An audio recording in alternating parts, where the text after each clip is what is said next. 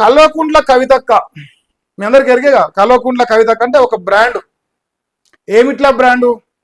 నాయనని ఎట్లా బదనాం చేయాలి, అన్నని ఎట్లా బదనాం చేయాలి, బావని ఎట్లా బదనాం చేయాలి, బీఆర్ఎస్ పార్టీని ఎట్లా నాశనం చేయాలి, ఇవన్నిట్లలో అక్క ఒక బ్రాండ్ అనమాట. సో అక్క జనం బాట అని ఒక ప్రోగ్రాం పెట్టింది. జనం బాట అన్నప్పుడు జనం కనపడాలన్న. అక్క జనం బాటలో జనం లేరు. అలా బీఆర్ఎస్ పార్టీ ఎమ్మెల్యేలు, బీఆర్ఎస్ పార్టీ ఎంపీలు, బీఆర్ఎస్ పార్టీ ప్రధానమైన నాయకులందరినీ ముందర పెట్టి ఇక నేను జనం బాట పెట్టిన అంటాను. రోజుకో ఊరికి పోతుంది, రోజుకో కాడ తిరుగుతుంది, మూతి ముందల మైకులు పెడుతుంది, నలుగురిని పేమెంట్ ఇప్పిస్తుంది, రప్పిస్తుంది, ప్రెస్ మీట్ అంటది. ప్రెస్ మీట్కి వచ్చి కేసీఆర్ లంగా, కేసీఆర్ దొంగ, బీఆర్ఎస్ పార్టీలో ఉద్యమకారులు లేరు, బీఆర్ఎస్ పార్టీ మొత్తం కబ్జాలు చేసిరు, చిట్టటిల్లు ఇట్లా, ఆయన అట్లా, మా బావ ఇట్లా, హరీష్ అన్న, కేటీఆర్ అన్న, సంతోష్ అన్న, ఇక నిన్నమన్న జగదీష్ రెడ్డి, నిరంజన్ రెడ్డి, తోడు కాబోతోడు రోజు కొన్ని వట్టుడు, వాని పైన అవినీతి ఆరోపణలు చేసుడు. ఇక దాన్ని వెలుగు పత్రిక మాత్రమే రాసుడు. వెలుగు, ఆంధ్రజ్యోతి రెండే పత్రికలు. వెలుగు, ఆంధ్రజ్యోతి రెండు రేవంత్ రెడ్డి ఒక కాలు ఒకటి పట్టుకుడు, ఇంకో కాలు ఇక్కడ పట్టుకుడు. ఆయన ఎక్కడ అడుగు పెడితే అక్కడ మడుగులు వస్తానమాట. రేవంత్ రెడ్డి అడుగులకు మడుగులు ఎత్తుకుంటా నడిపే ఈ వెలుగు, అదే రకంగా ఆంధ్రజ్యోతి పత్రికల్లో కల్వకుంట్ల కవితక్క మంచి ఒక వాళ్ళకి ఇన్ఫర్మేషన్ ఇస్తూ రోజు ఒక వార్త అవుతుంది. సో ఇప్పుడు నిన్న కాక మన కుక్కరిపల్లి ఎమ్మెల్యే పైన ఆరోపణలు చేసింది.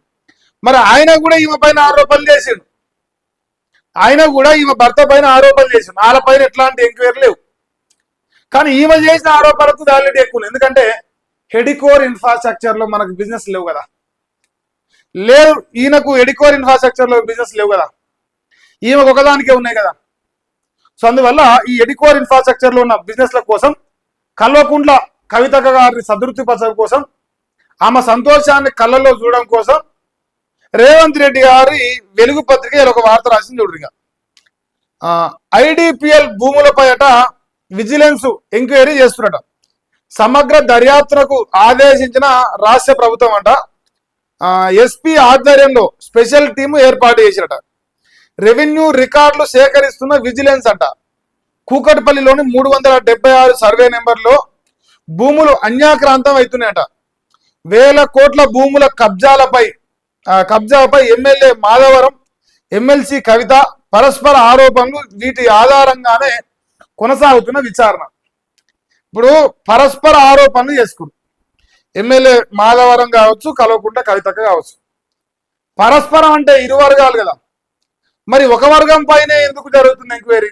ఐడిపిఎల్ అక్క చేసిన ఆరోపణ, ఆయన చేసిన ఆరోపణ వాళ్ళ భర్త పైన చేసింది. ఒకవేళ పరస్పర ఆరోపణల పైన మీరు విజిలెన్స్ ఎంక్వైరీ చేయాలనుకుంటే సంతోషమే. ఎవడైతే వాళ్ళే మీ దొంగలు అని చెప్పుకుంటారు. సో ఇద్దరు దొంగలు పట్టుకొని లోపలేసి అయిపోతుంది. కానీ ఇద్దరిని పట్టుకోకుండా ఒక దొంగను పట్టుకొని ఒక దొంగని వదిలిపెడతానికి కారణం ఏంది? ఒకడే దొంగ దొరుకుతుంది, ఇంకో దొంగ దొరకట్లే. రీజన్ ఏంది? అది కావాలి కదా ప్రజలకు.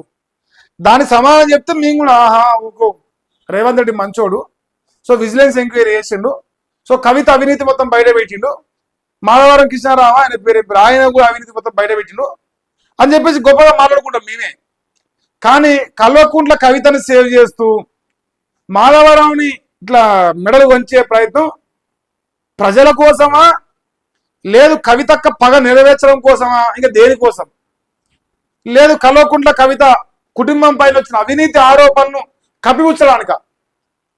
ఇప్పుడు కేటీఆర్ పైన ఆరోపణలు చేస్తానో, హరీష్ రావు పైన ఆరోపణలు చేస్తానో, బీఆర్ఎస్ పార్టీ నాయకుల పైన ఆరోపణలు చేస్తున్నా ఆనందంగా రేవంత్ రెడ్డి కళ్ళల్లో బాష్పాలు వస్తాయి కదా, ఆనంద బాష్పాలు.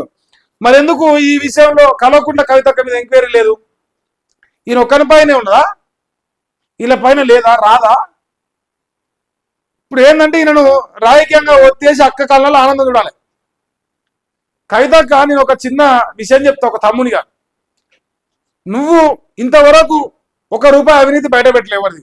ప్రతి ఒక్కరి మీద బడగాసి మీద ఎత్తానో ఉరుకుతానో ఓకే, ఇప్పుడు బయట ఎత్తాను అనుకుందాం. మరి రాష్ట్రంలో కాంగ్రెస్ పార్టీ ఒక్క అవినీతి చేయలేదా?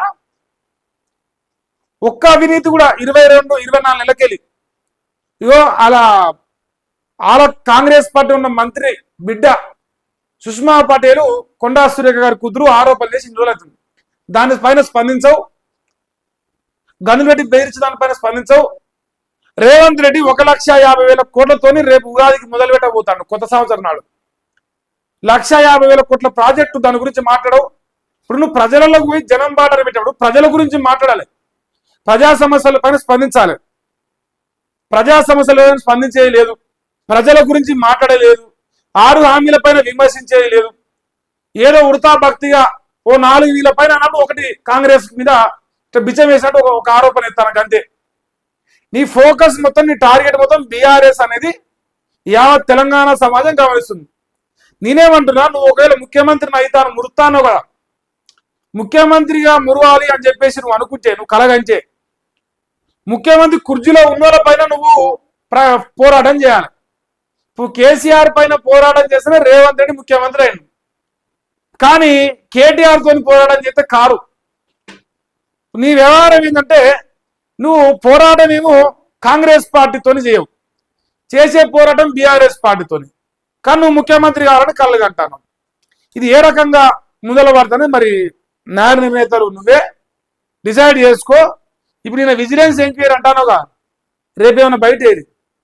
ఈ విజిలెన్స్ ఎంక్వైరీతో పాటు పొంగులేటి శ్రీనివాస్ రెడ్డి అనే ఒక దొంగునుడు, ఆయన చక్కగా ఏందో మాట్లాడరు.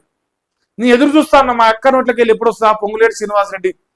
ఈడీ ఎంక్వైరీగా ఖమ్మం పోతుంది, ఈడీ ఎంక్వైరీ ఏమైందని అడిగితివా? మనం ఎవరి కోసం మాట్లాడుతున్నాం, ఎందుకోసం మాట్లాడుతున్నాం ప్రజలు గ్రహిస్తారక్క. ఊకే ప్రతి ఒక్కరి మీద బడగాల్సి మీదేసి నేను మీద ఎత్తా, నువ్వు బుడిద వేస్తా, నువ్వు దుడుచుకో అన్నట్టు ప్రవర్తించొద్దు. నీ ఎమ్మెల్సీ ఎందుకు ఇప్పటి వరకు స్పీకర్ గారు యాక్సెప్ట్ చేయలేదు రాజీనామాని ప్రజలు గమనిస్తున్నారు, అర్థం అయిపోతుంది ప్రజలకు కూడా. సో తద్వారా ఫైనల్ గా మరి కల్వకుంట్ల కవితక్క కళ్ళల్లో ఆనందం చూడడానికి అయితే ఒక అడుగు పడ్డది. ఈ అడుగు మరి ఎంతవరకు పడుతుంది ఏంది, ఇది కొస వెళ్తుంది అనేది నాకు తెలియదు.